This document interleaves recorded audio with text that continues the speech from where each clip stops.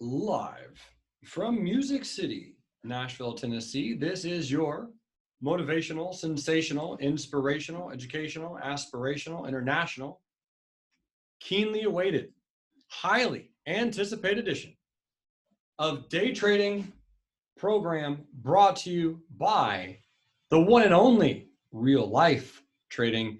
This is module number 4. Folks and friends, team and family, fans and followers from around the globe. How's everyone doing today? Hope you're doing great. Hope you're doing great. The mission, our mission, all of us collectively together, if you are here watching this video, you are in that mission as well. Our mission is to enrich lives. And we do that by guiding a global community towards fully understanding and achieving financial freedom.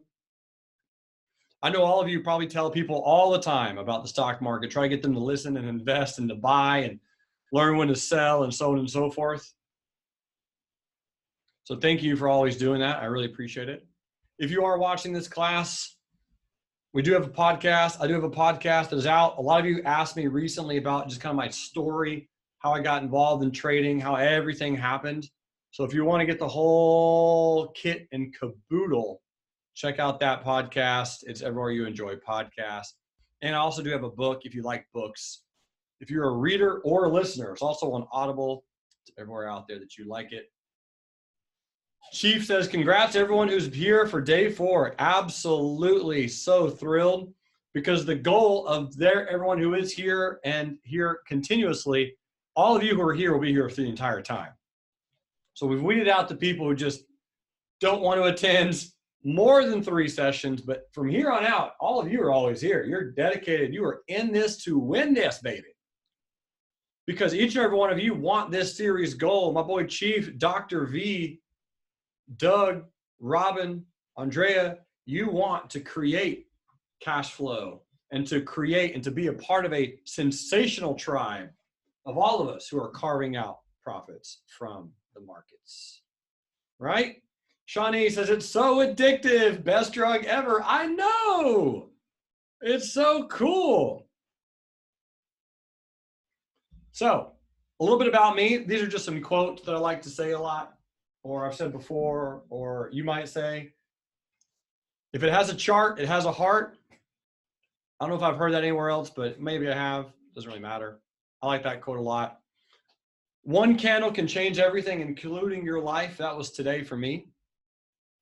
Today was a life-changing event because I don't think I've ever done specifically what I did, where I was extremely public about what I was doing in my portfolios and positions. And today was a very, very good day that I'll have that day forever, yesterday and today. Memorialized on the interwebs. Exactly. It's scary to just say it and to be it and to throw it out there, but get lucky sometimes. Perspective is a superpower, and real life trading gives you perspective. And then, of course, love life, live life, and trade it. A lot of people don't know exactly what that quote means. A lot of people think that's just kind of like a regular old just, thing that people throw in at the end of it. What's interesting is when you trade, we're all traders, every single one of us. And all of your friends and all of your friends' friends and parents and kids, everyone is a trader. It's just, what are we trading? We just happen to trade stocks and or options and or futures and Forex and whatever. But some people trade time for money. Some people trade money for experience. Some people trade money for time. Some people trade money for money. Some people trade time for all myriads of trading goes on every single day. We're all traders. Everyone is a trader. And when we make these trades, when we make these negotiations, when we make these creations in our lives, our decisions shape our financial reality. Every decision that we have, every decision that we make shapes and creates our financial realities. Where you are right now in your finances and in your world and in your life was created and determined by what you believe. So that's why I love being a part of all of you. and helping and educating, teaching, and enriching lives. If you want some slides, here's the numbers. All right, so where we are tonight and or today and or wherever you are in the world, module 4, the best way to use moving averages when you day trade. This is gonna be a good class. Whoo, doggy. So here we go. For most day traders who've been doing it less than 5 years, moving averages can help you a lot. I don't use moving averages all that often, but I would say I probably blend about 30% of what I do into moving averages because they are there, they are useful. I can absolutely trade without moving averages, for sure. Definitely can. But in my opinion, moving averages can or should assist you in picking the direction and giving you some targets for your trades, giving you some support resistance for your trades, helping you understand just a little bit about where things are going, why they're going, where they're going, and all that kind of good stuff. My best advice, as I mentioned before, do not focus on the money or the time. Focus on the process of trading. Focus on becoming extremely wealthy, because doing and becoming extremely wealthy will take you longer than you expect, and it's only those who never quit that'll eventually reach that goal. Always keep that in mind. Just repeat that to yourself over and over, because you will have days and or hours and or minutes and or sometimes weeks, maybe even months, maybe even years where you just feel like giving up. Don't. Keep going. Keep going. Always keep going. The best way to use moving averages, in my opinion, and this class and program is entirely my opinion anyway, traders like you, me, everyone else, hedge fund managers, algorithms, banks, institutional traders, professional traders, prop firms, a lot of them, many of them, use moving averages as a support and resistance tool. The number one quote that you can have for this particular program is everything works, just not all the time. Every moving average that you can possibly create works on every time frame that you could possibly create and build. Every single moving average will work on any given time frame. The goal is to allow the moving average to help you formulate a plan, and then you stick to it. That's what's crazy. Because when you make a moving average, when you build a moving average, when you decide, all right, this is what I'm going to use, cool, keep in mind that it will work. Absolutely will work, just not all the time. It'll guide you and give you assistance and let you understand what you're looking at, but will it always give you profitable trades? No. The reason I always bring that up and I always say that is for me. I'm reminding myself of that fact more often than not, because I very frequently, when I get into a trade, my mental brain, for some reason, thinks that I'm going to win on it. And then some of my other brain gets all scared and afraid if I don't win on it, because I don't like losing money. So there's always that, like, oh no, I'm gonna lose money, I'm terrified. And you have these back and forth in your brain. So most of you, if you took the back trading marathon, do you guys remember the moving average experiment that we did? You guys remember that? Now, if you didn't take the back trading marathon, that's absolutely okay. I can show you where to go get it.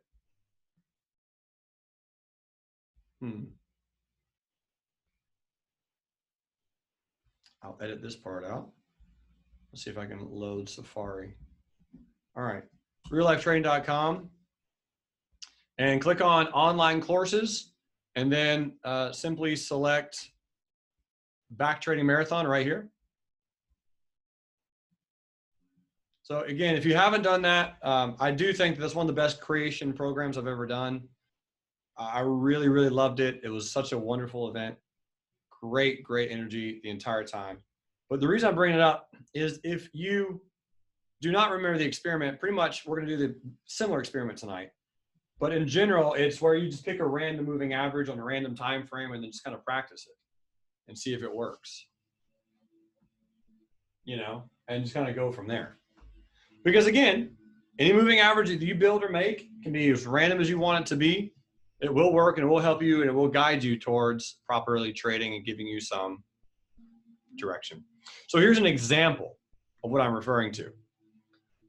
An example of what you can do. This is a true story last year and the Nashville trading retreat. Now, last year, we had a trading retreat in Nashville, Tennessee, and we have another one this year. So that's the background for a lot of the slides that I use is the retreat. This is the upcoming one. So we have one coming up next week. If you're watching this, you're too late for that, but it's okay. There will be another time, another place where we'll have another retreat, but it's actually right here. Bum, bum, bum. It's already on the website. Did you guys know? Yeah. RLT 2021 retreat in Charlotte. Just in case, Charlotte, North Carolina. It's already out and ready. You can RSVP if you want to. Big, big deal. All right. So the reason I keep bringing that up, this is a true story. On stage, I sat on stage. I was like, all right, folks, for this week, I'm going to show you that you can use any moving average on any time frame. Any moving average on any time frame. And I asked in the audience, I said, pick a number between 1 and 10. And I asked Angela, who is one of our most profitable traders, also one of our most kind-hearted, loving, and sassy traders. She's amazing. Love Angela to death. And there's a caterpillar climbing on my window. I wish you guys could see this thing. It is just hauling butt. I've never seen a caterpillar move this fast. It's kind of hilarious. So Angela, I'm on stage, and I say, all right, everyone, pick a number between 1 and 10. Angela, what's your number? And Angela said 10. And I was not prepared for that because I was going to have another person select another number. So Angela said 10, and then someone else said 5. So from that spurred the 105, and then I had someone else pick EMA or SMA, and someone picked EMA, and that's how we came up with the secret 105 EMA. True story. Last year in the Nashville trading retreat, 3 random people, 3 random numbers, 3 random guesses, 10, 5, and EMA, and boom. And then I said, we started picking other numbers, and we picked a 65-minute chart, picked a 30-minute chart. We picked a bunch of different time frames, and it worked so well, it was scary. Still works to this day. And it will continue to work, just not all the time. So here's an example. The reason I'm building an example is I want you to understand that you are a stock market wizard. Type in a 1 if you are a stock market wizard. I want all of you to type in a 1. You are a stock market wizard. What that means is you have the ability to create anything that you want, any strategy, any idea, any tip, any trick. You can build this yourself. So when you're building it, when you're building a strategy, when you're building an idea, when you're building a theory, just pick some stuff and then practice it. So for example, if the stock is above the 105 EMA on the 65-minute chart, you are only looking for bullish day trades. How often do you think that'll work? It actually works about 62.4% of the time. So if the stock is above the 105 EMA on the 65-minute chart, you are only looking for bullish day trades. Now, do you take the bullish day trades adequately? Do you make money on them? Do you get in right? Sometimes that'll be up to you. But if you play it pretty flawlessly, you can have a pretty decently okay risk-reward ratio. And then on the flip side of that, flip side is if the stock is below the 105 EMA on the 65-minute chart, you either look for bearish day trades or you wait for strong reversal signals and then you go bullish. Right? So you're either playing bearish or you're just sitting around waiting. Type in 9 into the chat pane if you want some examples. Like, this sounds cool and everything, but I'd like to see some examples. All right, cool. So here we go. We're going to go through some of the 105s and all that in just a moment. But let's just kind of walk through the approach of any kind of moving average. I talk about this in a next slide, but the 10, 20, and 50 EMA is what's on the screen right now. Red is 10, blue is 20, and green is 50. And the cleanest and most simplistic way to use your moving averages is make sure that all of your moving averages tell you the same story. Because you want a nice trend on all the moving averages. Whatever moving averages you decide to use on whatever time frame. you want to be able to use them on all your time frames adequately, and you want to make sure they're telling you the same story. You want a nice trend. And if there's no trend, like in this example, your goal is to simplify it and play it sideways, which is buy it as low as you can and sell it as high as you can. So what do I mean? How do you know if something is sideways? How do you know if your stock is sideways or your moving averages are sideways? Well, it should be relatively clear. If you pull up a chart and you see all the moving averages on top of each other, and if it happens for the very, very first time, type a 4 to the chat pane if you can see that this is the first time it's happening. All right, at that moment, on a day trade, remember, we're not talking about swing trading, we're talking about day trading. On a day trade, when all the moving averages get right on top of each other, look how flat the 50 is. I mean, that thing is pancake flat. Brett says, do you turn your moving averages off in a choppy market or turn them on if the stock is trending up and down? So we're going to talk about that, Brett. I mean, that's really the point of this class. So keep staying tuned. Keep being here. Keep guiding in, because I'll bring you to that conclusion. Because the thing is, you don't necessarily know initially when a stock or when the market is going to be choppy or when it's trending up or trending down, because it could change at any moment. Hashtag today, right? You can get a radical change when everything is trending, and then just boom, it just changes. So when you can literally look at the moving averages and look how flat right there. I mean, I can draw with my pencil, look at the 50, and then look at the 10 right here, and look at the 20. Those are flat. When you get a perfectly flat moving average, you do one of two things. Either A, nothing, and you wait for a few days, or B, find a support and buy it as low as you can. And then find a resistance and sell it as high as you can. That's it. So if moving averages are trading sideways, that doesn't mean you have to turn them off. That goes, hey, awesome, these things are sideways. So let me buy it as low as I can and let me sell as high as I can. If the moving averages are sideways on a shorter term time frame on a day trading chart, great, awesome. Let me just set up support levels, resistance levels, and I'm done. Your challenge is easy at that point. Just buy it as low as you can. Set up a limit order down here and then buy it down there. Is it going to come down there, bounce all the time? What do you guys think? No, literally nothing in the market works all the time. Nothing. But it will give you a much better idea than trying to buy the breakout here and then selling selling it there and then shorting right there and then getting stopped out right there because you notice the moving averages are sideways. So just buy it low. Don't do anything else other than buy it low. And if you do something else other than buy it low, do it with all the moving averages. So if you are shorting right here, okay, that's fine. Because notice how you're below all the moving averages. I get it. If you are going long right here, go long because you're above all the moving averages. I get it. Go long right here, that's fine. You're above all the moving averages. What about right here? Well, short it because you're below all the moving averages. So short it, put your stop above these candles and maybe made some money. I understand if you're going to play it that way, but you have to play it that way all the time. You can't pick and choose when you go, nah, it's above all the moving averages, but I don't want to get in right there. If you're going to use MAs, use them. If you're going to play the trends. Otherwise, if it starts playing in that sideways, like right here, I mean, look at the 50. The way you can tell stock moving averages sideways, if you look at the 50 and the 20, and you draw a line to the right, and they're the exact same price.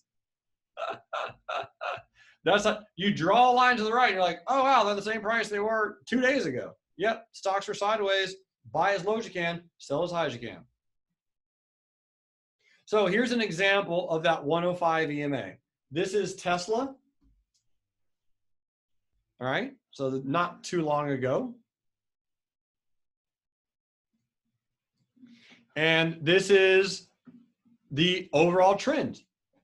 Now, we'll pull up some charts today and we'll look at some charts. And obviously, if you're here live, you know the market's a little bit bearish right now. But it was bullish for quite some time. So notice really quickly this amount of bearish volume. And notice how we broke above that bearish volume, and notice and look at the moving averages. At that point in time, could you decipher, determine, and articulately figure out that you have a bunch of bears who are trapped and you're above the moving averages and to be long? And the only direction that you should be playing Tesla for your trades is bullish at that point. I'm looking for a bunch of yeses in the chat pane. Yeah, that would have been your interpretation. Now, again, when you look at charts like this, you can always say, oh, Jeremy, that's because you see that now. No, bro, it doesn't work that way. When you look at a chart, you play it the same way all the time. That's just what it is. Okay, when you can look at something and you can go, yep, I see it. I see that moving averages across. I see the volume. People are definitely trapped. Then always, always, always be looking at playing it long until something else happens, right? You took out this volume. You took out that volume. You took out that bear candle. You took out that bear candle. We pulled right into the moving average here and bounced. We literally hit it right there, right? You can buy some call options, buy some shares, sell some puts, buy some call options, buy some shares, sell some puts, buy some call options, buy some shares, sell some puts, buy some call options, sell some puts, buy some shares. You had to hold through a little bit, but it eventually worked, right? Buy some call options, buy some shares, sell some puts, buy some call options, sell some puts, buy some shares. And this was when Tesla was at 466.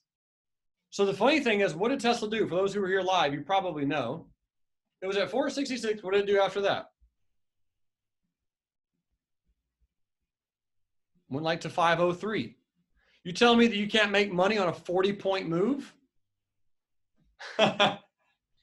Yeah, if you're here live, obviously Tesla cratered today. And I think most of us knew that it would. It was a little too high.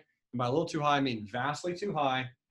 It had just had the split, and everyone knew it was going to sell off after the split. So you could have made plenty of money between 466 and 503. And ironically, like right now, it just kind of came back to this price today. And again, we'll look at some prices, but it's really right around here now, back down to this 400-ish area. Right? So what I noticed personally helps tons of traders with their day trading is picking, ready for this? Pick, decide, choose 2 moving averages on a larger time frame and follow that as a trend following system. So when I say larger time frame, is a 2-minute chart a larger time frame? No, it is not. Okay. What's a larger time frame? Can you guys throw some examples in the chat pane? What would be an example of a larger time frame? 200-minute. Yep, 200-minute would be one. Daily for sure. 15 and higher. I agree. 15 and higher would be a larger time frame.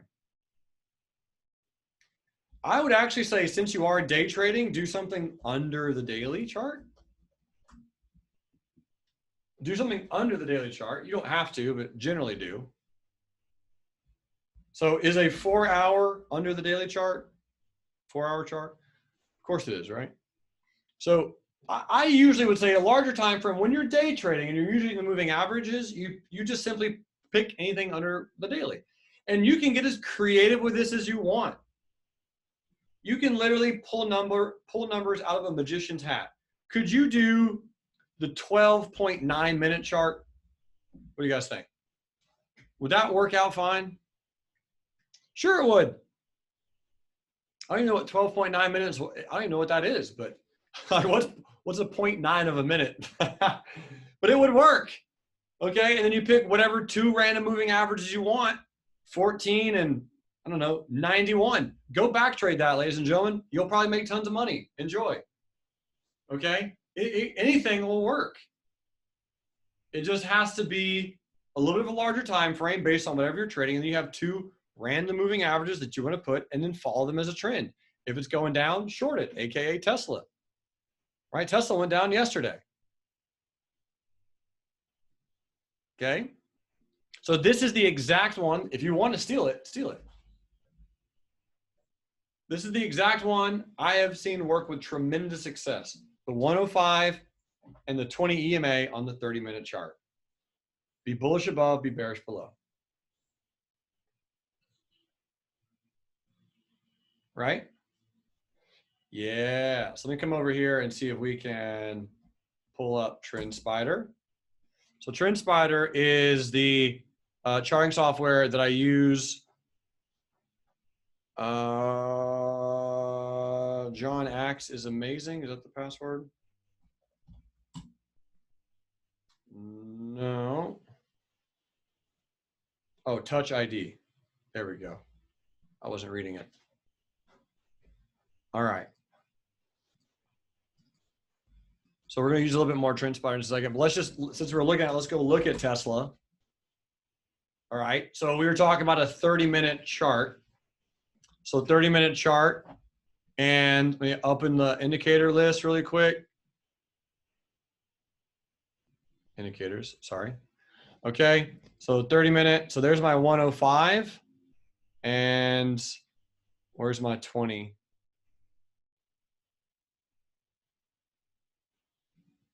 Where did my 20 go? I have changed it for some reason. 20, so I'm gonna turn that on, turn that off. Volume, candlestick patterns, okay, drawing, okay. So right now on Tesla, this is the 30-minute chart, right? And what you'll notice is you have these beautiful, beautiful, beautiful candles. Gorgeous, gorgeous, gorgeous candles right here acting as a support. And then what happened when we broke those candles? Right? I mean, look at this tweezer bottom from heaven. Like this is manna and you're starving. Right? So you have a really, really good candle pattern. It drops right below and then gets below. And look how it trades into the 105. Even though it only lasted for a few minutes, that's still a 10-point move on a $400 stock. Like you could still have made nice day trading money in that range. And then it broke lower, you could have shorted it. Right, trades higher, boom, and now it is below this little line. This little line is a friend of mine. That is the, and I can turn these averages off. That's the 20 on the daily, this little dash line, the 20 on the daily. And I'll take the 105 on the daily. But now this is the trend, and that's why I'll be a little bit more bearish on Tesla today than bullish, is because you were below these averages. Now, if you want to turn the extended hours on, right? You turn the extended hours on, look at how quickly Tesla was below the averages all day as of yesterday. So once yesterday at open happened, you were below them already.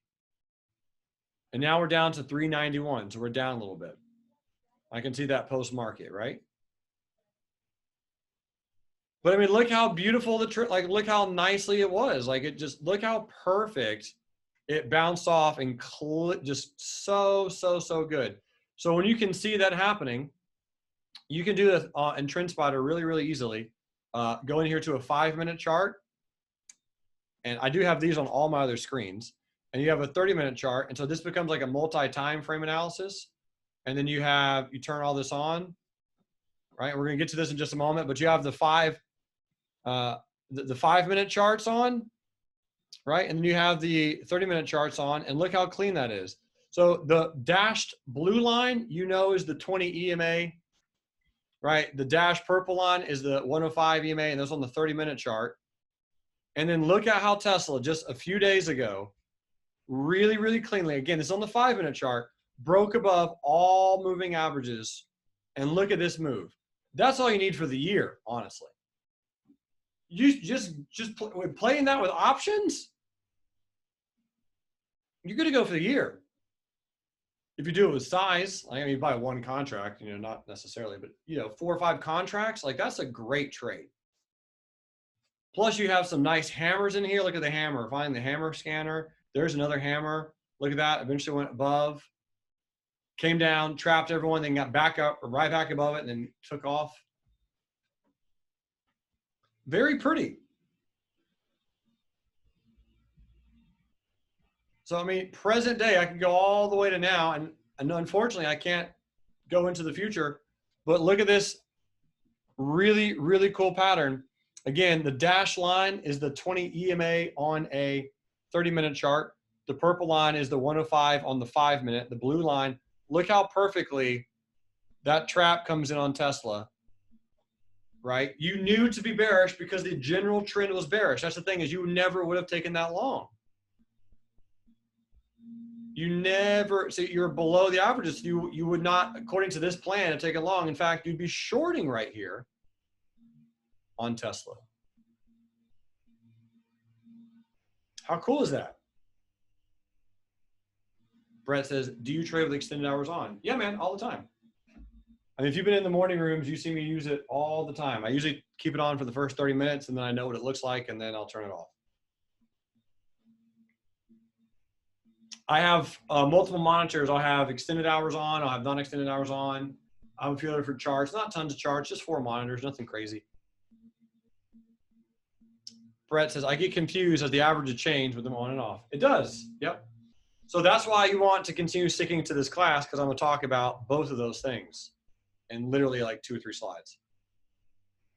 All right, so this is another one. So here's the 15-minute chart with the 100 and 200 simple moving average.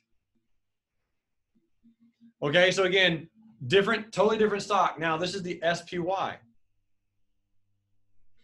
And the SPY, you're looking at the 15-minute chart. You're using the 100 and 200 simple moving average. Would you have been bullish on the SPY every single day in August?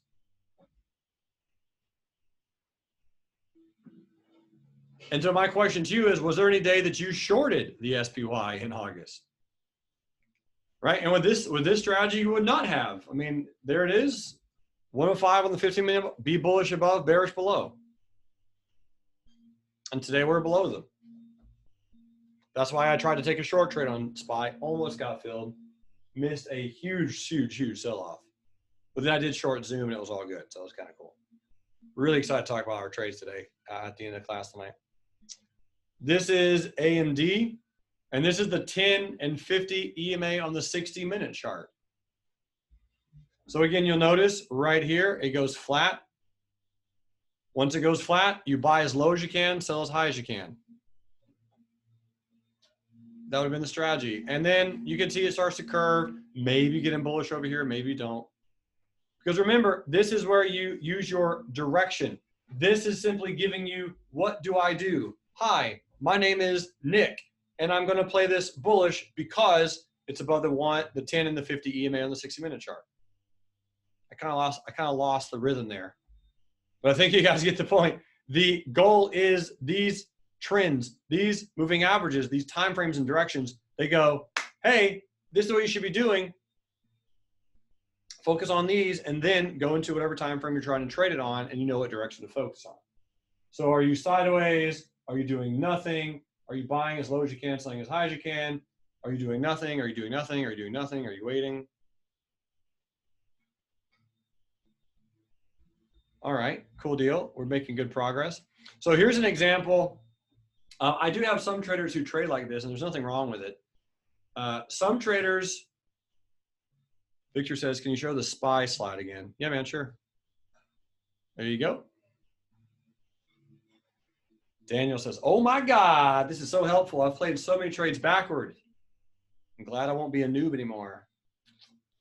Let's hope not. Let's hope not, man.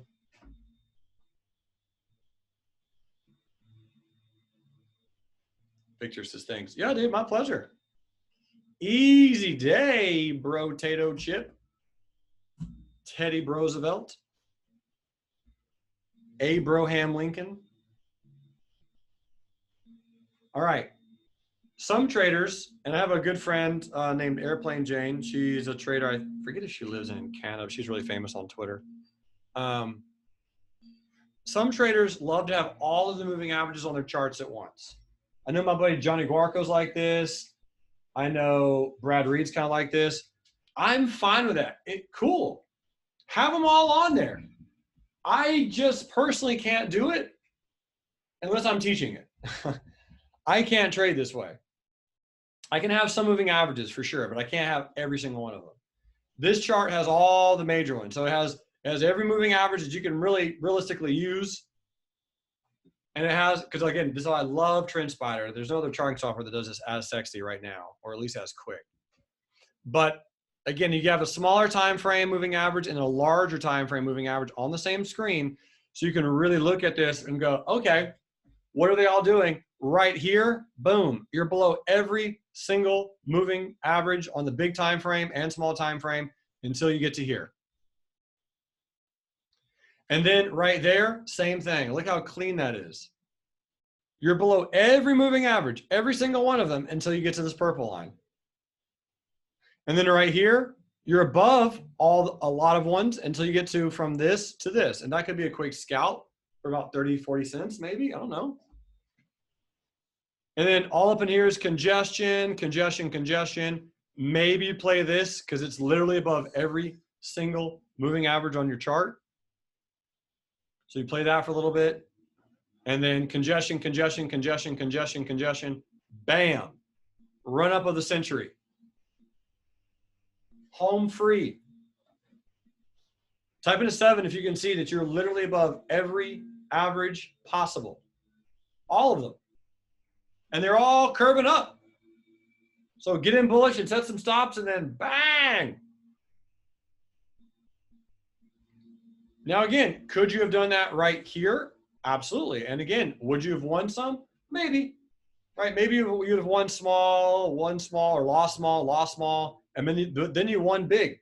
We talked about ours. We discussed that. You're going to have losing trades. That's okay. You can have multiple losers in a row, and then have a nice winner. Tyler says, can you do that with TradingView? And then David says, can you do that in TradingView?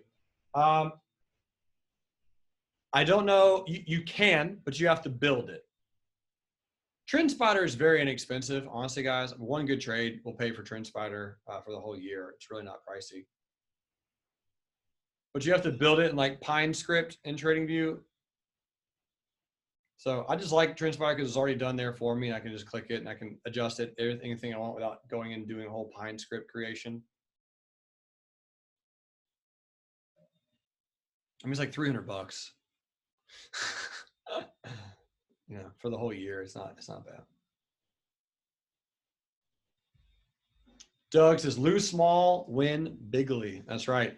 So here is another chart that's just a stock that's been going really sideways on the daily.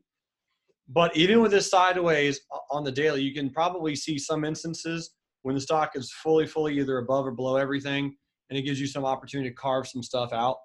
So kind of like here, it's below everything other than the red line. Same thing with right here. Then you get above everything right there. I mean, you're above everything. Right? And then right there, you're below everything. And then right here, you're below everything. And then boom, it pops above, right? You're above all the averages again. Right here, you're above all the averages.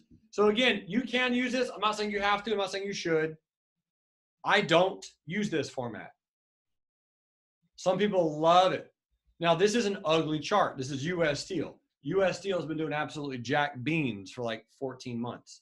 But if you find a stock that's relatively in a decent trend, like anything else other than U.S. Steel, right? Some people it's too busy for. Some people love it. It's entirely up to you. Try it out. See if you like it. If you don't, cool. If you do, cool. Right? There's no right or wrong way. Try a little bit of everything and see what you like. Matthew says, teach us how to take bearish trades when we've been bullish for such a long time and we're suddenly bearish, like within 48 hours. So Matthew, I would say go through the beginners class. That is where I teach shorting. Module 3, I talk about how to short, where to short, how to put it in your broker, all the orders to use. That is in module 3 of the beginners program. Yeah, man. Super simple. Try it tomorrow. Short one stock. Short a share. I promise it's there. It is absolutely there. Don't have to look that hard. It is module 3. Now, here's an example that I think is going to be very, very valuable for the rest of your trading career. Type in a 6 if you are pumped about this. This is going to be a really, really good tool.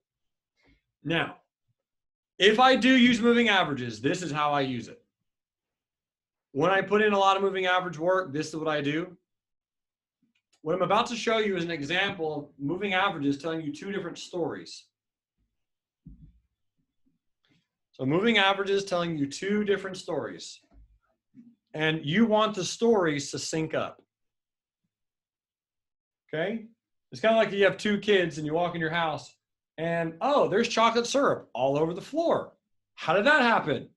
Who did it? And you ask one person and then you get a story and you ask another one and then it's another story. You're like, okay, not really sure, but something's going on. But if both of them are like, yeah, here's what happened. The dog got into the cabinet and grabbed it and just sprayed everywhere. And you go to the dog and sure enough, chocolate syrup's everywhere. Bang. You get it. Moving averages are the same way, except they don't ruin your carpet.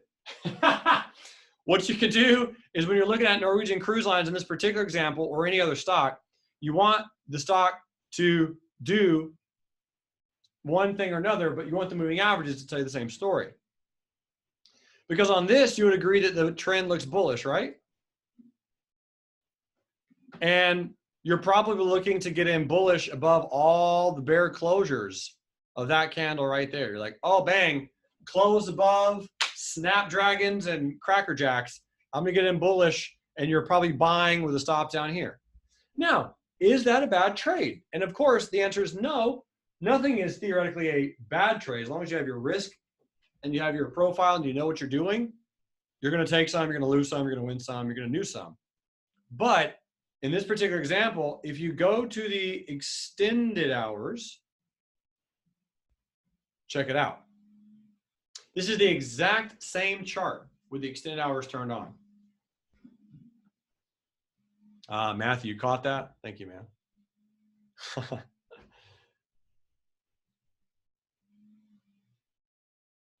So this is the extended hours. You'll notice what happened on Norwegian is you had a sell-off.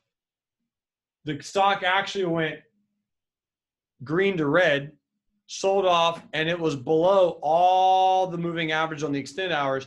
So when it came up here and came into those, it was just simply retesting those moving averages as a bearish retest. So if you were going to go bullish, true or false, you would have wanted it to get above, really close above, have the moving averages cross above that to then get in long. Am I right? Yeah, you'd want it to close above, you'd want it to cross above, you'd want it to be bullish. So in fact, right here, you're either shorting or you're simply not going long. And that's an important distinction, I think. So either shorting or not going long. But that's an example of same exact chart, having the moving averages. And that doesn't mean you have to have it on all day. At market open, I turned on the moving averages and was like, oh, wow, we're really far below them. So right around here, I turned them on and said, should I go long? And I was like, nope, no, I should not. And I did not short it, and I did not go long. Didn't play that. But guess who did not lose right there? This dude. Dale says, and there's a double top. Yep, double top from the intermediate classes. There it is. Bang, bang, bang, bang. Double top, breakdown, short city. Again, knowing over here, you can either be short or simply not be long. Brett says, the missing link. Thank you. You are welcome, my friend. How cool is that, huh? Bro, do you have any idea how much money you can make with a proper, really, really good understanding of that? We can make so much money.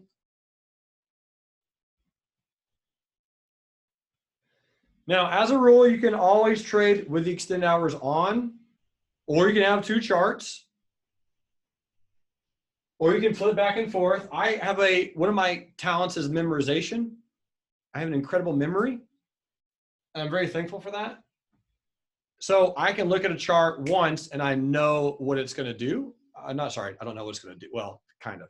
I can look at a chart and I can remember it forever, and I'll know, is the stock above or below the moving averages?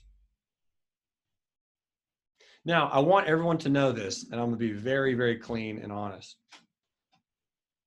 What's up, baby girl? Oh, keys. Keys. I think they're on the key ring or right here. I'm not entirely sure. Kisses. Matthew says in my pocket. I did check. I did check. Michael says Jeremy has an incredible memory and an incredible beard.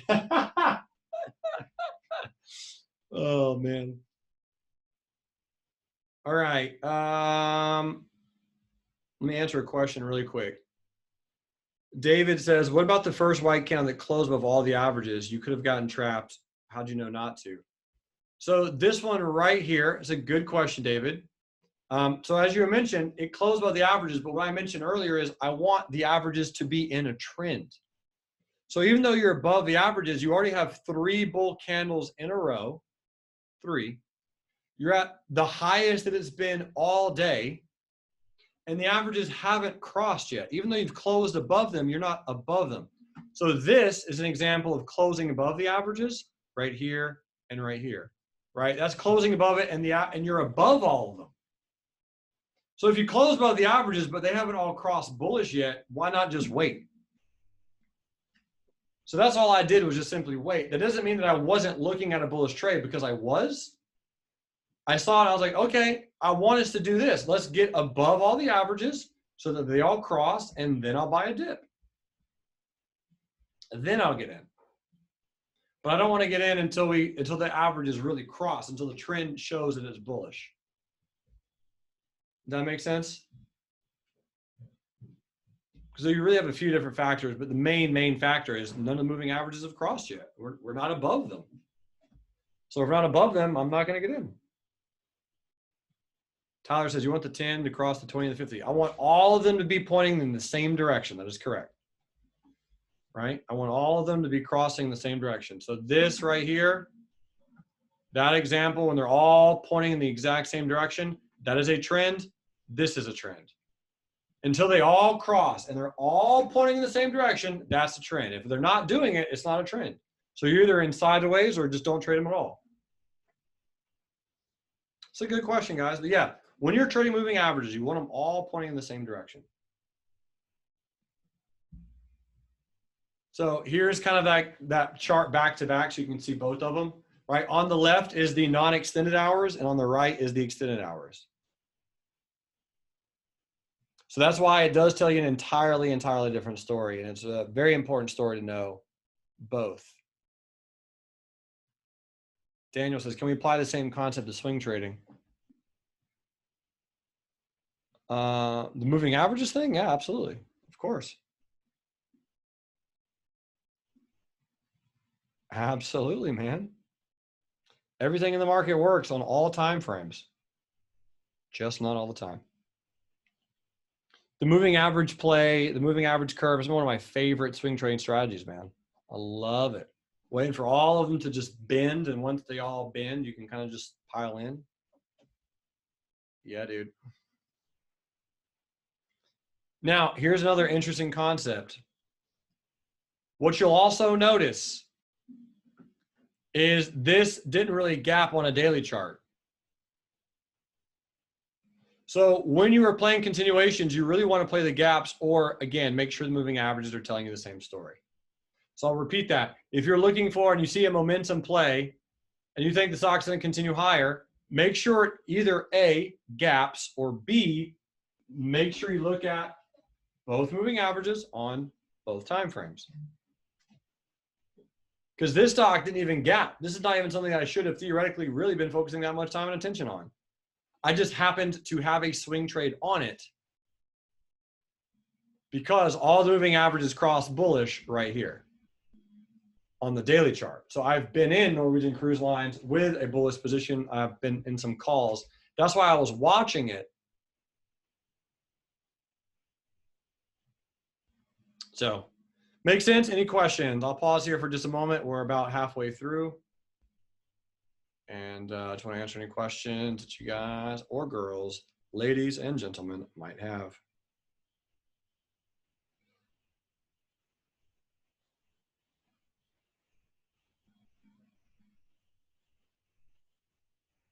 Okay. All right, awesome. Well, if you have a question, throw it in there. Now, so we're going to talk about gap downs. Got to talk about gap downs. I love gap downs. Love, love, love, love gap downs. Matthew says, I don't know how you predicted the exact top of the markets the other day, man. I've been trading half as long as you've been alive, dude. You know, that helps. For 1/3 of my natural born life, I've been studying this stuff for 7 hours a day, every single day. You know? So I've been putting in work. Time, work, energy, and money, man. Diving in hardcore. What are you doing on Sunday? Studying charts. What are you doing? Going out and drinking. All right, cool. High five. Awesome. Sounds good. All right. Let's talk about gap downs. Dr. V says, I showed my wife that I went to cash last Friday. She was thrilled and I bragged on you. Nice, Dr. V. I love it. Michael LeMan says, is Amazon immune to this dip? Nope. Amazon is down, I think, 7% today. So the answer to that is no.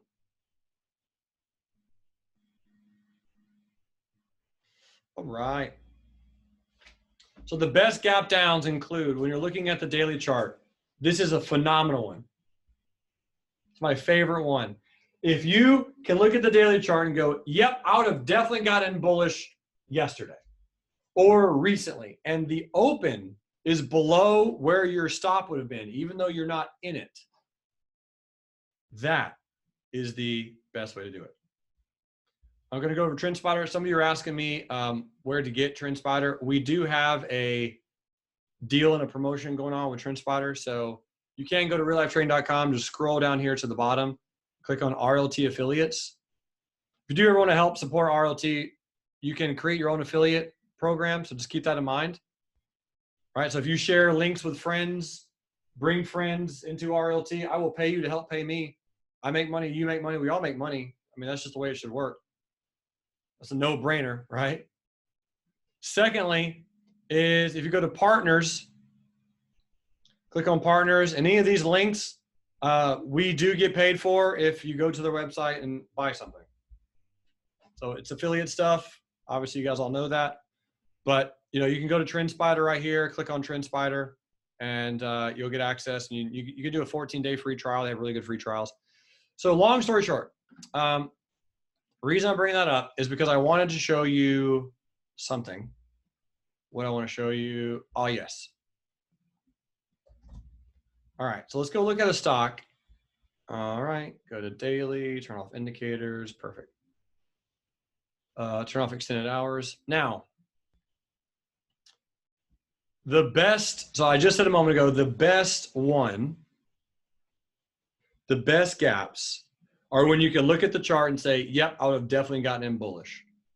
Could you imagine getting in bullish on that day for either a day trade or a swing trade? So 3 days ago, that was the best gap on my watch list. All right, 3 days ago, I said, all right, everyone, this is the best gap possible. Let's get in. And I set the trade up and I missed it by 3 pennies, if I remember correctly. Is that an all-time high? No. Nope. So it's not an all-time high, just a nice gap, really phenomenal open, good close. But can you look at the chart and go, oh yeah, I would have gotten in bullish? Or better yet, this is even better. Even better, did you take that trade bullish as a day trade or a recent trade? Right? Let's say you got in bullish, I don't know, here and sold some position, but not all. Or let's say you got in bullish here and you did get out of everything. Are you the only person that got out of everything, or do you think there's still people in this? There's definitely people still in it, right? So if you can, again, look at the chart and go, yep, I definitely would have gotten in bullish recently, or you were, in fact, in bullish, and you have a lot of people who are trapped, those are phenomenal gaps. So what type of gap occurred 2 days ago on this stock? Gap action. What type of gap was that? Ladies and gentlemen, we talked about it recently. That is a bearish gap and go. That's right. Bearish gap and go. That's what that is. Very nice bearish gap and go, trapping a slew of human beings. Now, again, you're probably wondering, how do you play bearish gap and goes? Well, go back to either class 1 or class 2, but all you have to do, zoom into a smaller time frame and look for some type of bullish high wave candle and then get in with a break below there. So this is 2 or 3 days ago on the 3-minute chart. Now, the cool part is right around here, the stock was down 23%. So if it's down 23%, should you wait a little bit before you get into the trade? Yes or no? Yep, I put that on my classification watch list, right? You're going to wait. You want to be as patient as you can on those.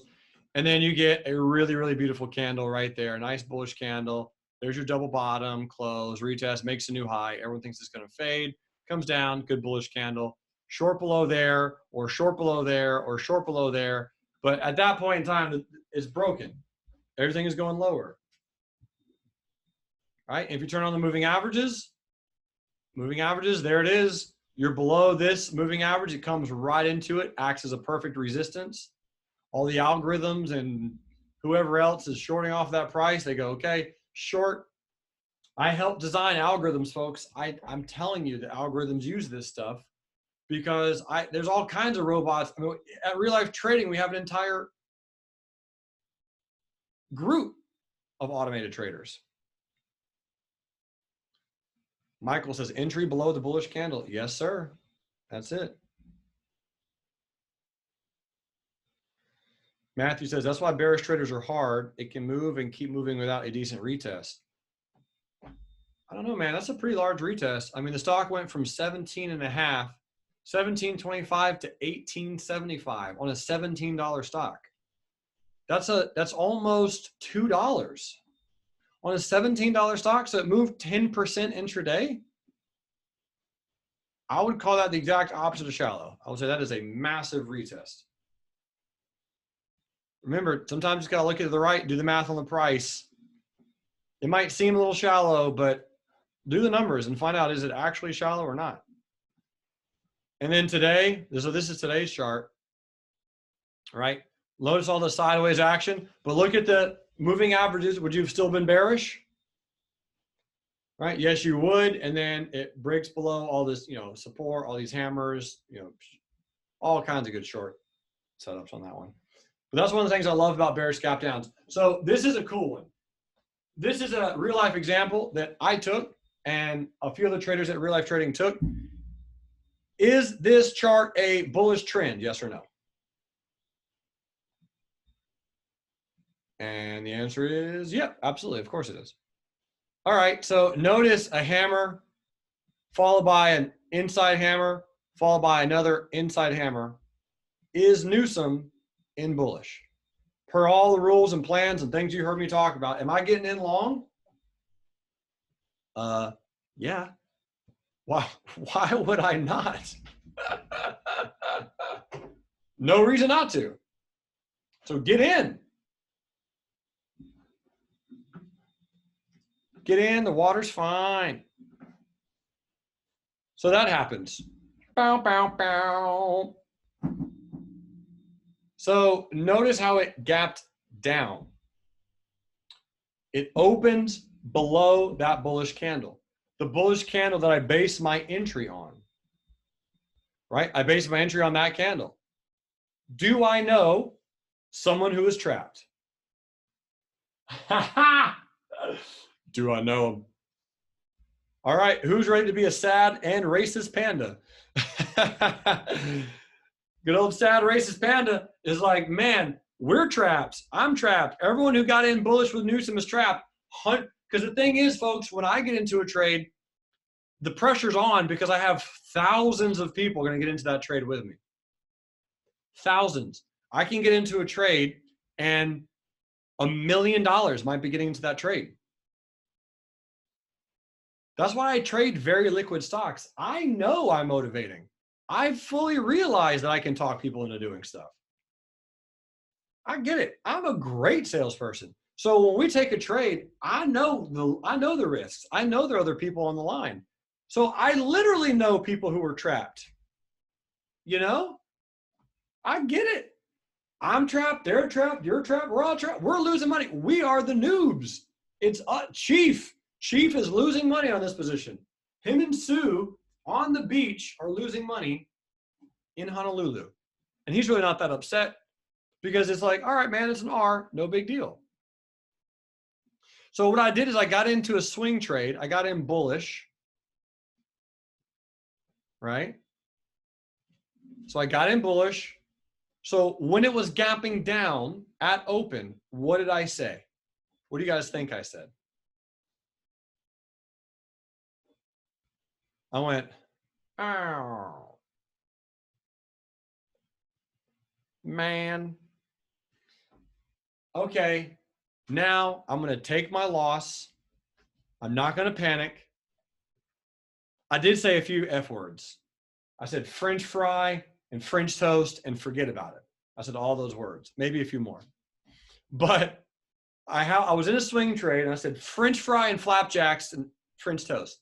Cannot believe that we're going to lose on this trade. Oh, well. Great trade. Loved it, but we're trapped. I'm trapped. Everyone's trapped. We're losing money. So it's an R. Let's go see if we can get it back. Now, a few days go by and the stock goes a little bit lower and has another great gap. So we flip it. We go bearish, right? We lose on the bullish trade. Definitely. I'm telling you that I lost money. I'm not hiding that fact. I want all of you to hear it. I absolutely was right on that trade. Money, I lit it on fire.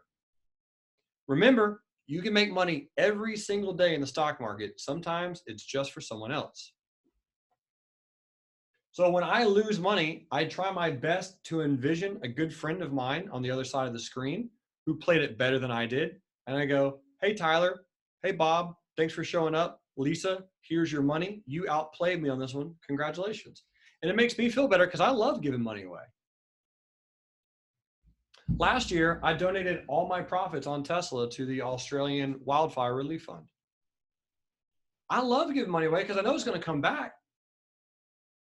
Money will always come back if you love it and give it and help it and let it flow. So the thing is, when you're trading, when you're doing these type of moves, there isn't actually another person on the side of that position that is winning or losing. And you can go, okay, cool. Let me provide this money to that person who beat me. Does that make sense? So I envision me giving that money to that person, just like in poker, and saying, hey, great job, you crushed it. So let's go do this. Let's go zoom into these two gaps, shall we? Let's go zoom into those two gaps and just analyze them and talk about what it looks like. This was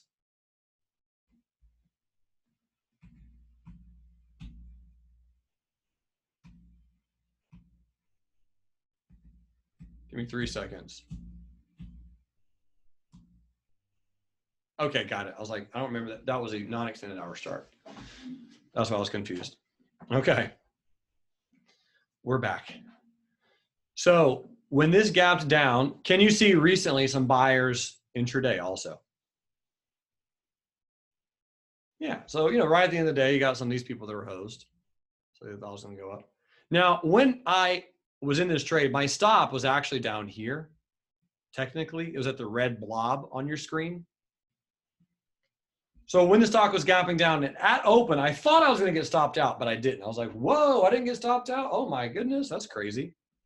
Because I was in call options. So, for whatever reason, I didn't get stopped out.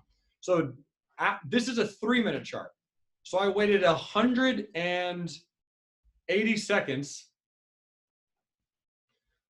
3 minutes for that candle to form right there. Now, once that candle formed, what did I do with my stop, pray tell? Matthew says 90 seconds. I think 90 seconds is a minute and a half. 90, 180, yes, 180 seconds. So I got in it, I mitigated my risk, and I increased it to the green blob on your screen. So I went red blob to green blob. Now, how much did I lose on the trade? I lost a blob. I lost a blob. That's it. I just lost 0.7 blobs. That was all I lost. The good old 0.7 blob. This is now algebra, 5th grade math. I lost smally, exactly. So less than an R. Am I okay with that? Absolutely. Like that's really all I want to do anyway when I trade. I just want to lose less than an R. Cool. I lost 0.7 blobs. So that was my goal. That was my objective. It worked out that way. I'm a hero. And literally that's just me following my plan. Now, once, hold on though. So I did move up my stop. When this candle came in, can you guess how I set the day trade up? David says, this was a swing trade that you're using the 3-minute chart to move your stop. That is correct, David. And why? Because I was trapped on the trade. So I'm not going to just sit back. If I know I'm trapped on a gap, I'm not going to sit and be dumb. I know how to analyze gaps, so I'm going to move my stop. You're exactly right.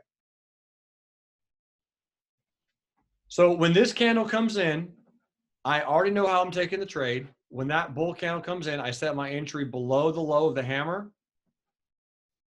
And then pre-market, I think my stop was up here. I'll show you in just a second, the extended hours chart. Because when I took this trade, I was looking at the extended hours chart. That's why I couldn't remember what chart this was for a second. This was not the actual chart that I used to take the trade. I did the extended hours chart.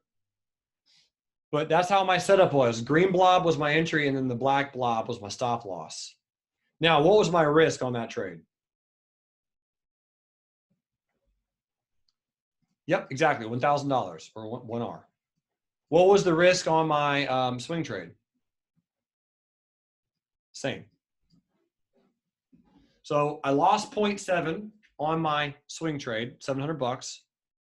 What was my target and or goal on this day trade? A main target, main objective was to make back that loss and secure it. So 0.7 Rs or better. That was my goal. 0.7 Rs or better. So I got triggered into the trade. So ladies and gentlemen, if you ever want to know how to short and you ever see this exact setup, call me, text me, message me in the Slack channel. Log into the day trading room. It's 249 bucks. Tell me that you see that trade. We'll take it together and you'll make your money back because we'll all short it together. Like that's a layup. Look at that hammer followed by a bullish candle. All day, every day, I'm taking this trade. If I see it, it's a gap down. It's on my chart, on my watch list. I mean, this happens very frequently. Look at this gap on Slack Technologies. This is today. Look at this 3-minute chart. This is today.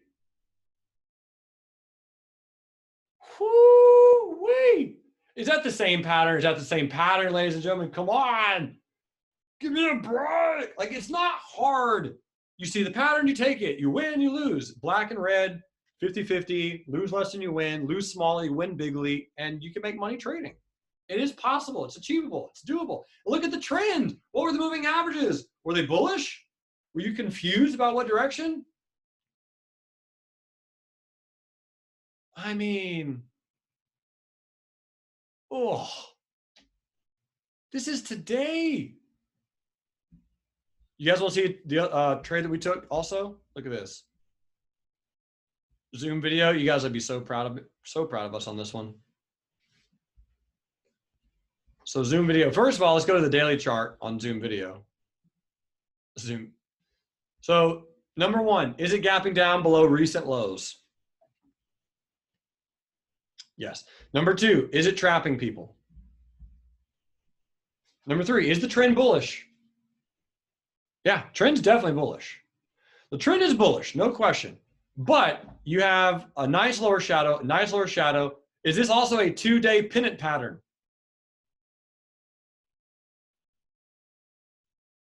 Yes, it is.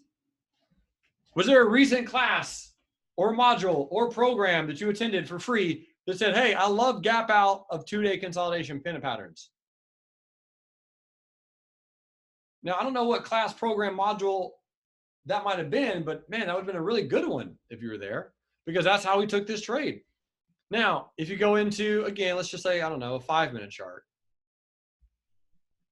5-minute chart, right? And you're coming over here at this point in time. This is the most bullish candle. Then you got a little bit of a bullish candle here, a little bit of a bullish candle here. Does this candle here close below all of those bull candles? Absolutely. And then the next candle, is it bullish? Yes or no? Are buyers coming in saying, okay, no, this is not the bottom? Yep. So our entry was right below here. Our stop was up here. Target 1 was there. Now, not a huge win, but it was, I realized, a low of the day. There was obviously a lot of volume there. There was obviously a lot of support there. I knew that that was going to be a target. But when it closed below that level, do you think I held my trades?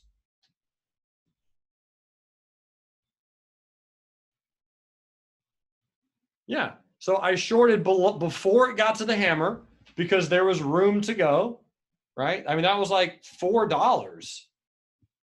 $4. So there was room to go. I mean, if you short 100 shares and it moves $4, how much money are you making? $400 every day, all day. You know, like, this is not, again, first, second grade math. Real easy. So you're shorting below there.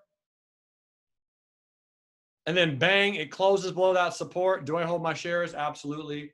And then we exited at 374, which was a very lucky exit. So we got out right there, and that was a 2.7R win. 2.7, and that trade took like 9 minutes. How cool is that? All stuff that we talked about in this program. Same pattern, same play. Gap out of consolidation right below the low of 2 candles, trapping people who bought. They're trapped, so get in short. So back over to Micron technology. That was the moving averages on Micron. Now, this was the extended hours chart. So do you notice how when the bear candle comes in and we close below it, we're now below all the moving averages and they've crossed over?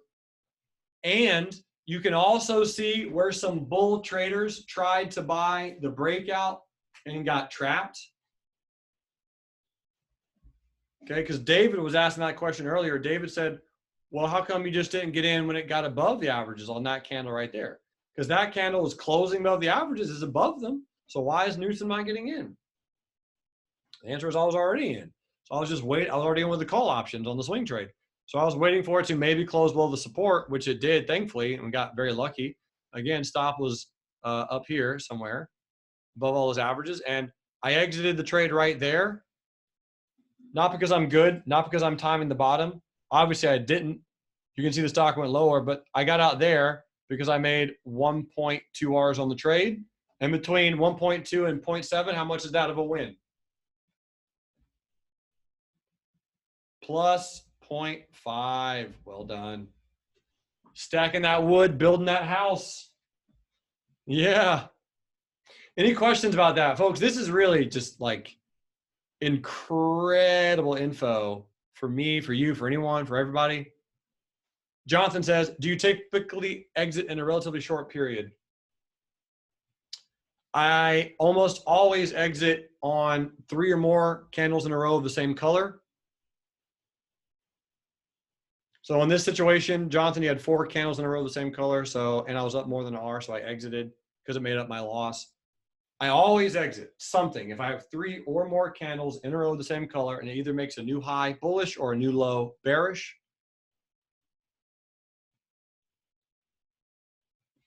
I'm almost never in a day trade more than 4 hours.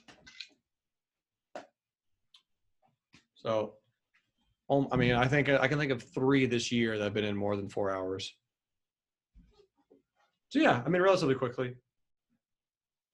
The better the gap, the quicker it'll work. That's for sure. So now let's go into zoom into this day. Do you notice how phenomenal that gap is? Type in a 7 if you can see that this open is clearing like 9 months worth of support. Huberto says 4 hours on stocks or options. Doesn't matter. Day trading, Huberto, right? I'm probably not saying your name right. I'm sorry. But yeah, 4 hours max, options or shares or anything, any kind of day trade. So if it's Tuesday, in and out, 4 hours, my max hold 99.9% of the time. My average trade is an hour.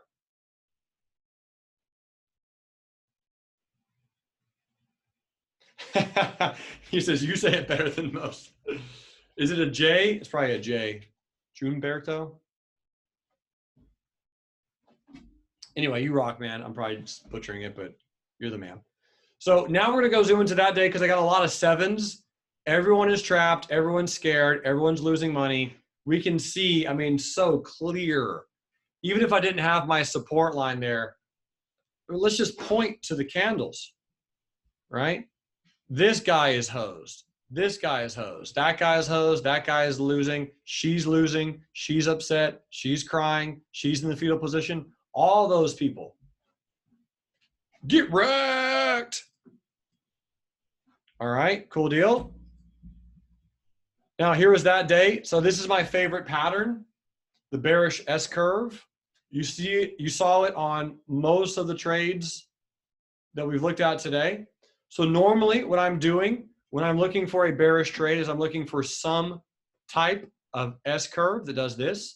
And then I simply look for bull candles or traps or something, some kind of buying at the top around here.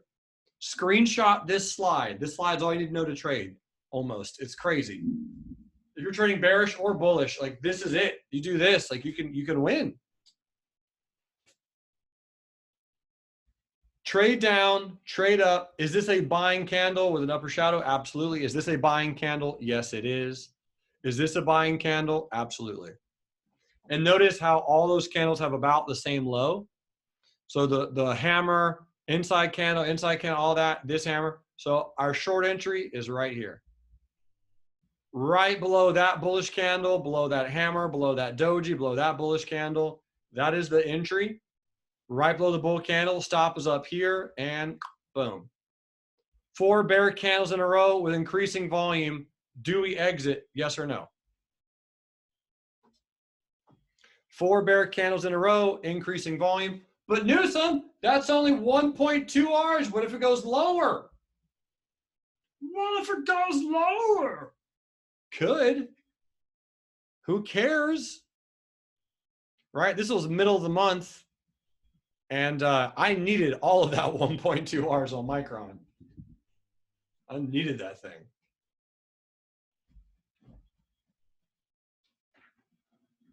Last month, by the way, month of August, short-term trading, not long-term. Long-term was silly.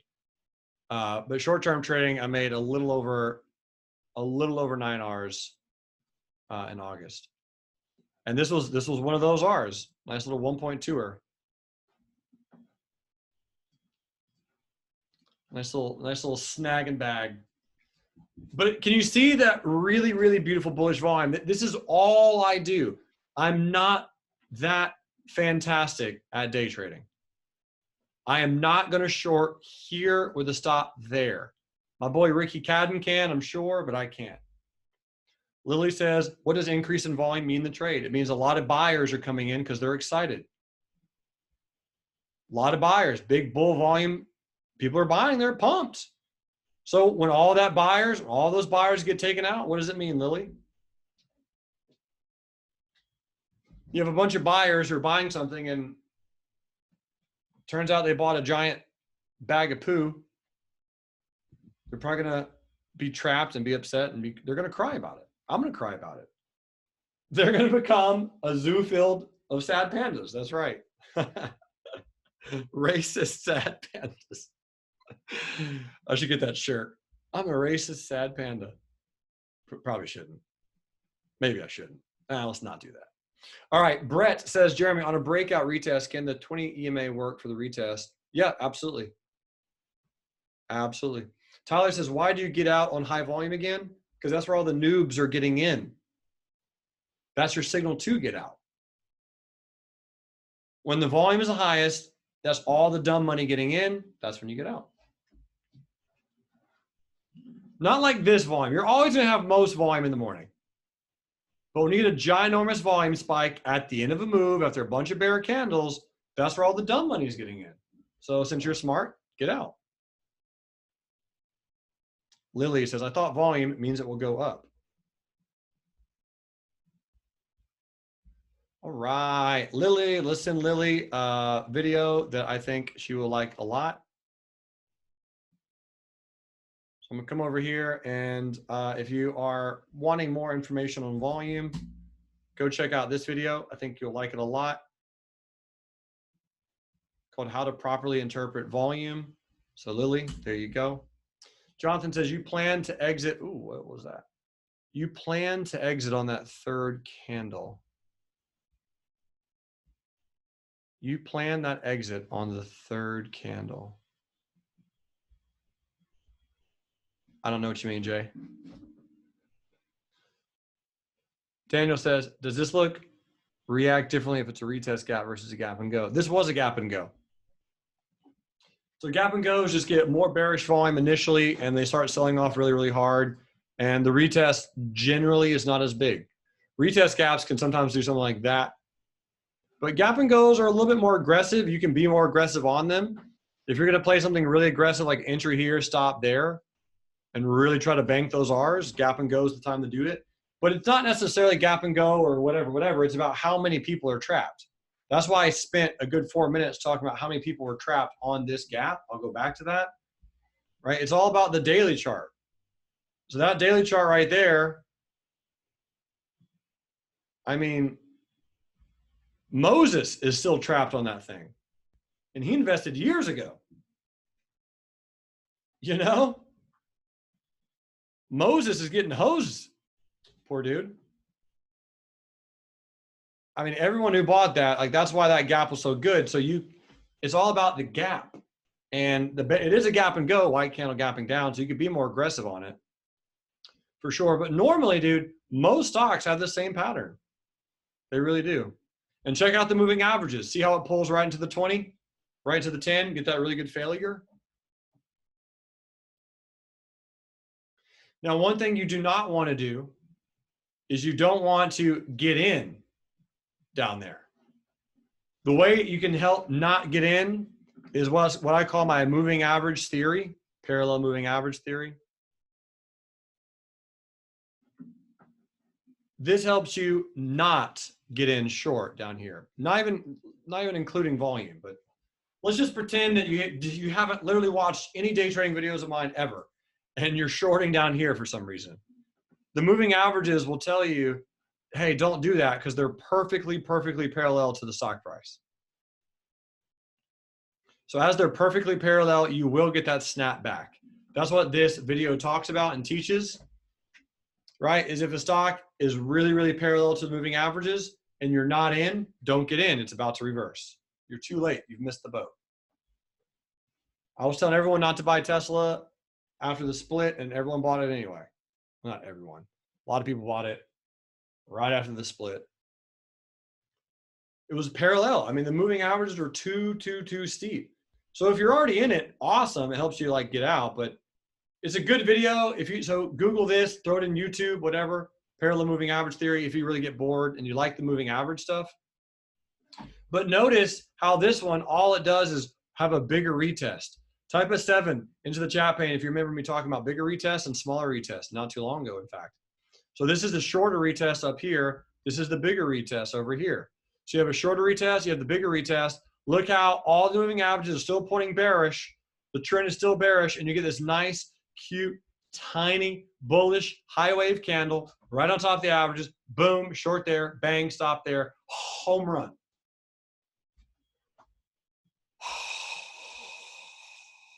home run. That's a 2-hour trade in like 1.6-hour, 1.7-hour trade in like 8 minutes. Where would you have exited? Probably here or here. One of those two places. Why would you have exited there? Because volume is increasing. There you go, Jonathan. Simple as that. You're out of support. And look at the volume, Jonathan. We just talked about it, my man. Just got done talking about that. Volume, highest volume of the day. Jonathan says, so this is a wait. No, that's when you're getting out. That's your exit. You're absolutely exiting there. Of course. That is definitely an exit. Entry here, stop above the moving averages, getting out right there at that support, especially when you see that volume. And you have 4 bearish candles in a row. Is this hard, guys, or is this easy? Bunch of bearish candles in a row, out of support, previous low of the day, volume increase, easiest exit in the world. Stack that wood, build that house and palace of prosperity and peace, ladies and gentlemen. Lily says, easy when you do it. You just got, no, it's easy for everyone. You just got to repeat it over and over and over. Do the same thing always. Bunch of bearish candles in a row with increasing volume as support, get out. Take your gain, move on. Brett says, so a break of a high wave bearish or break of a high wave bullish, and it's that easy. Yeah, bro. Day trading is not hard. You're just going to lose sometimes. So let's go back trade some examples. We got a few minutes to do that. Brett says, my mind's blown. I overcomplicate it. Yeah, man, it's okay, dude. A lot of people do. This was my short on futures. So type of 4 if you see a high wave candle by any chance. Any high wave candle spotters? Very, very first candle. Look at the gap. Futures don't gap. You don't know how to trade. So here's some coloring books. That is a gap right there. I've been told futures don't gap. I don't know who, I forget who said that, but I was like, all right, I'm not going to stop listening to you. You obviously don't know what you're doing.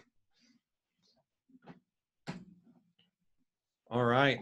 And if I come over here into our futures trading channel, 2 hours ago, right before we started, I screamed, short it. Great sell. Good job, bears.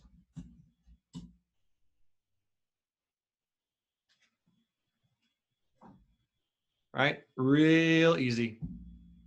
High wave candle, trend's already a little bit bearish. So now you'd be looking for a long. If you're trading futures right now, you're probably looking for a long. I'd have one contract here, one contract there, stop there. Wait for a double bottom, retest, and then increase my stop to here maybe, and then hopefully hold it until there. A few points of a win. Buy low, sell high, my friends. All right, so some examples. Let me show you a trade that I lost on that was so epic. I love this loss. Oh my goodness, is CrowdStrike at 121? Oh boy, tomorrow's gonna be fun. Tomorrow is going to be a fun day. Wow. Hey, let's get ready. All right. So I'm going to show you a trade that I took and I lost on it. And it was an amazing, amazing loss. I'm very happy about it. So what we're going to look at is we're going to look at yesterday's price action on CrowdStrike right here. And I'll show you my loss. I'll show you how I played it. Thrilled how I played it. I could have done one thing better, and I didn't do that one thing, and I will lose sleep over it for the entire month of September, and then after October's here, I'll forget about that trade. Type of 4 if you want to see this trade. So make sure you guys are all awake and still functioning with your keyboards and your fingers. All right, you guys are all fired up. I love it. This is so good. Peter's in the building. What's up, man? Okay, so here is the 3-minute chart on CrowdStrike. And all right, so moving averages. Were we above them or below them?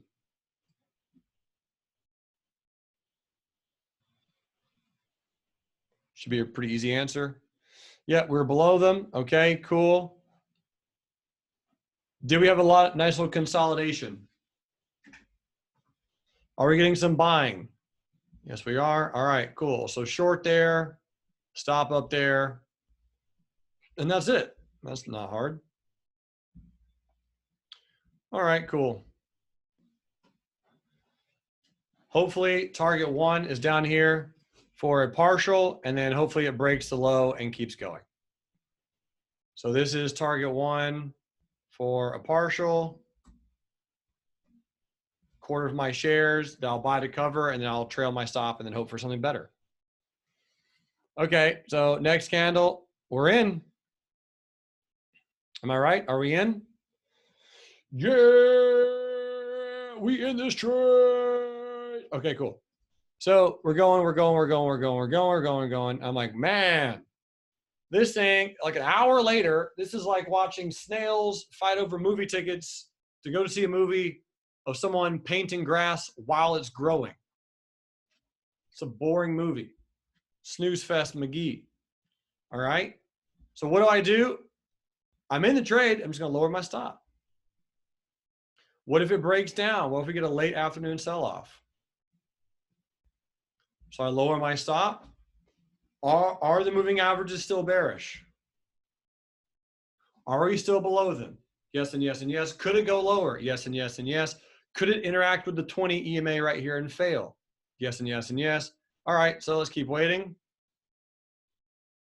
Uh-oh. Uh-oh. Looks like someone's about to lose some money. Now, I really like this pattern a lot because I immediately noticed the higher lows. And you see how the moving averages are about to curve up a little bit, and then you got the 50 right here. So there's some space between the 20 and the 50. So definitely some space to maybe carve out some gains. But the other thing that's happening is, do I know of someone who is trapped?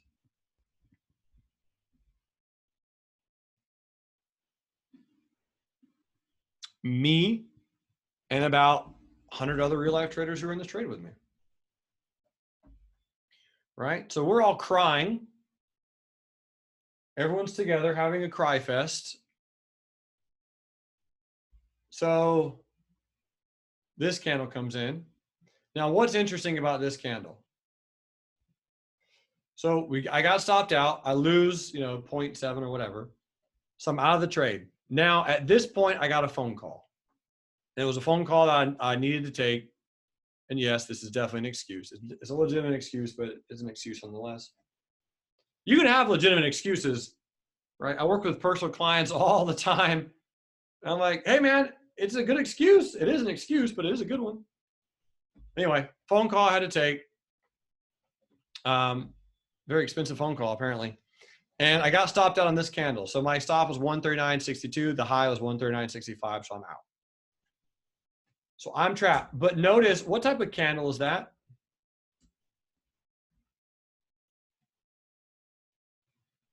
Hammer. Are you guys sure? Yeah. Hammer-ish candle. It's a great candle. Also, look at the moving averages. You see how they're starting to curve up a little bit? Also, what if we really stretch and we draw something like that? Could this be a double bottom? I mean, it could be. It could be. You could also maybe draw support resistance right there. This could be something. So, okay, cool, whatever. Next candle. What's intriguing about this candle? Ooh, inside candle. It gives you good risk reward ratios.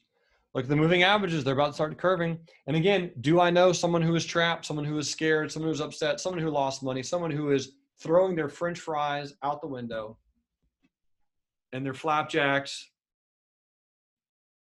and their French toast? Doug says, do you know someone who is on the phone? Yep. Yes, I do. All right. So next setup, the setup should have been entry here. Stop. Now, again, why would I flip? And as I mentioned just a moment ago, the reason I will be flipping is because I was trapped on the trade, right? It's not going the direction I wanted. It should have gone that direction. I'm trapped, I'm trapped, I'm trapped. And it gives me a really good signal. So not only am I trapped, but it's also saying, hey, bro, I have a hammer candle if you're interested and an inside candle. Are you sure you want to be on this phone right now? I didn't even see these candles form. I wasn't even there. I was on the phone. I had my stop in place. I wasn't even there. Matthew said, and a lot of selling volume came in on that hammer candle. Exactly. So if we break higher, who's going to be sad? Duh, bears. All right, next candle. Oh my goodness. Type in a 4 if you can feel that pressure. Like, I mean, Doji McDogerton, that's right. My friends, if you can't look at this trade and see a perfect try, again, doesn't mean it's going to work, but if you can't see this, just turn off the computer and just shut it down and go, hey, I tried my best. I did my best.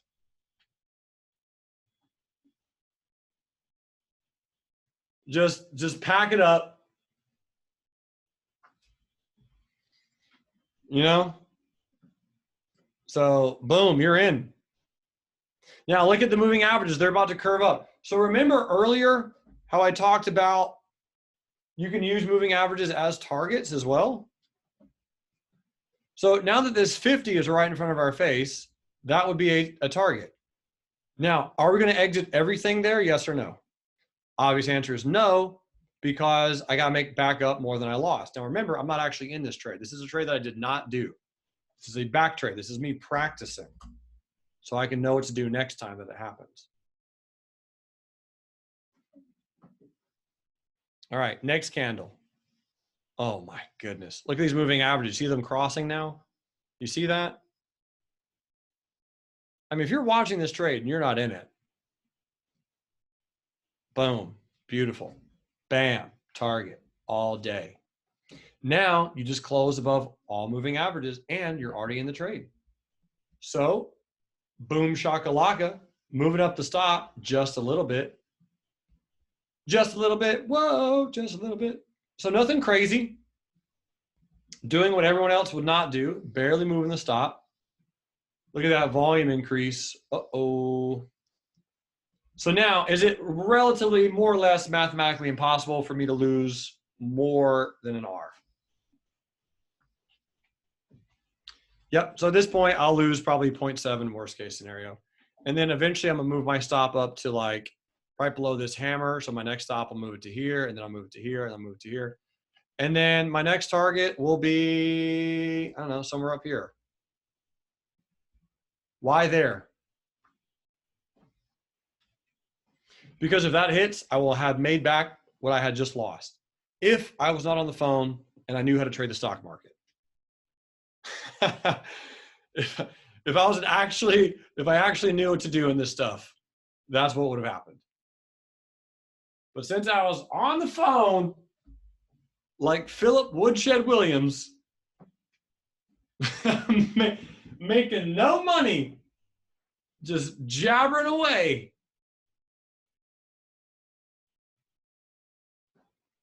All right, so this would have been 90%.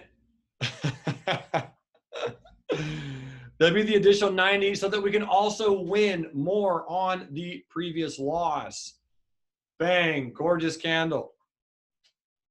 Lily says, volume is coming in. You have 3 bull candles. Why are you not getting out? Just discussed that, Miss Lily. It's because we're not profitable yet. We just lost on a previous trade, and we're trying to make that back. That's why you got to hold. You got to hold your winners and cut your losers. We lost small. Lily says, but what if? Oh, there is no but what if. I promise it'll happen. I guarantee you. 100% chance you'll have a bunch of bull candles in a row, you don't sell, it reverses, and you get stopped out. I guarantee you that'll happen. Promise you. Just go ahead and jot it down, plan it, think about it, meditate on it. It will absolutely occur. You know what else will occur? It'll pull back and then it'll trade to your target as well. Both of them will occur, I promise. So the reason I'm not getting out is because I got to make back more than I lost. And number two, ladies and gentlemen, can I move my stop at this point and definitely lose less money than I risked? Yeah, right? So I can move up my stop to here. And now, worst case scenario, I'm gonna lose half an R. So now, do you notice how we're above all the moving averages? We're above all of them. You got 4 or 5 nice bull candles in a row, volume is increasing. Should I expect this to happen? Since Lily says we got a lot of bull candles in a row and volume, should I expect that to occur? Absolutely. Now I'll draw, could this happen or could this happen? Let me make them in different colors. So could pink happen? Could maroon happen? And then light blue? The answer is yes. All three of those will occur 100% of the time at some point.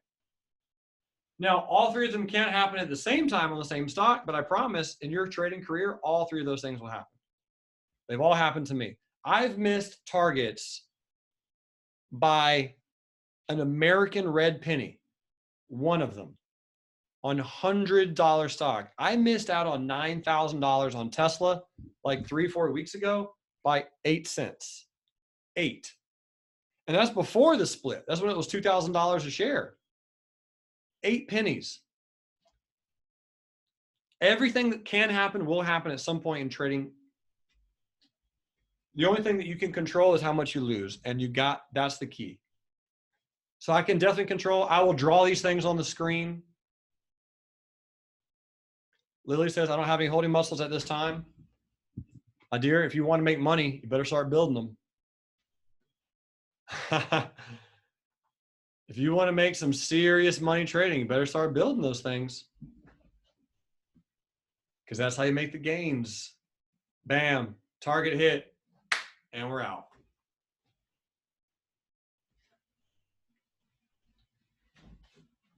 Gorgeous.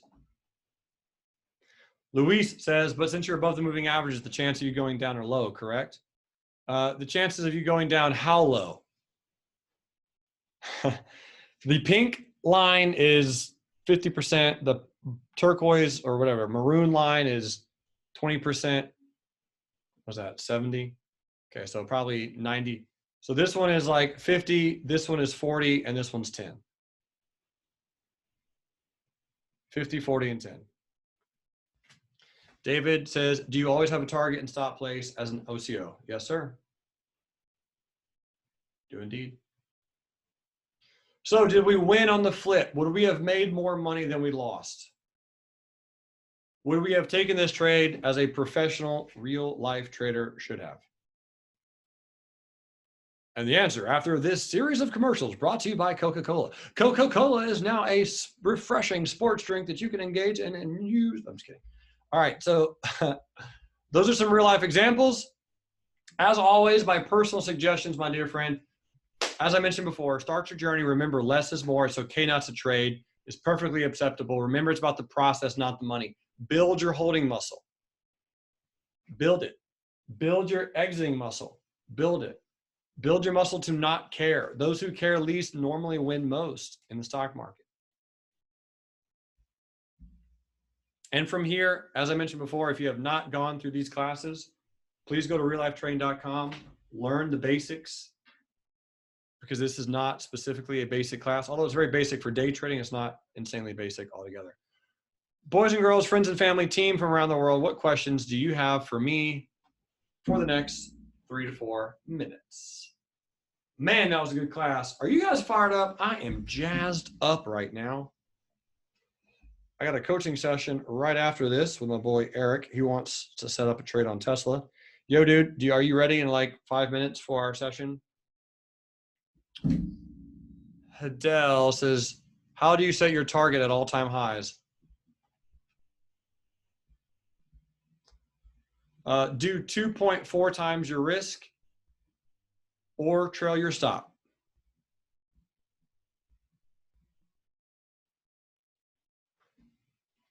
That's the answer. So either trail your stop or exit 2.4 Rs.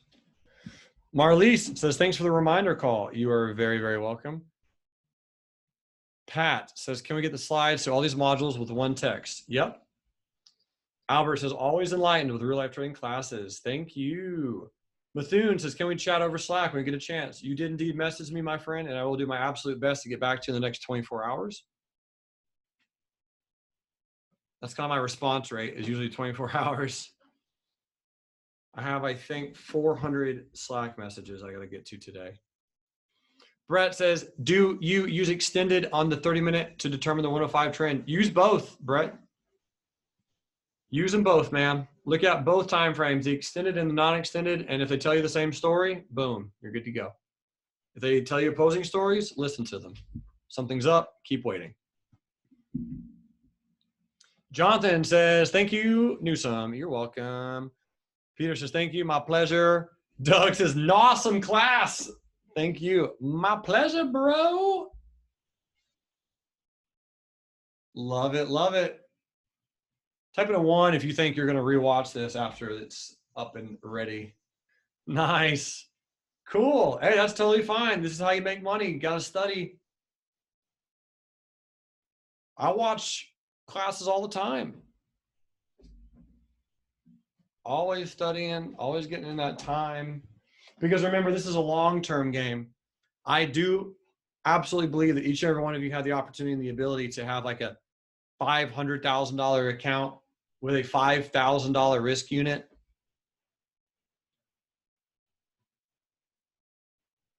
Think about that, making 4 Rs. Imagine, my friends, 4 Rs on a $5,000 risk unit, 20 grand in a day. It can happen. It will happen. It should happen. David says, seems so much easier listening to you in the moment. I'm less stressful, but continue to practice. It's all right, man. You'll get it. You'll nail it down. Again, biggest thing I can say is focus on simple, something super simple, super easy, super easy. That's what I would say. Super easy. So this is what I'm going to focus on, like class 1. Pick a thing and go, this is it, and then just do that all the time.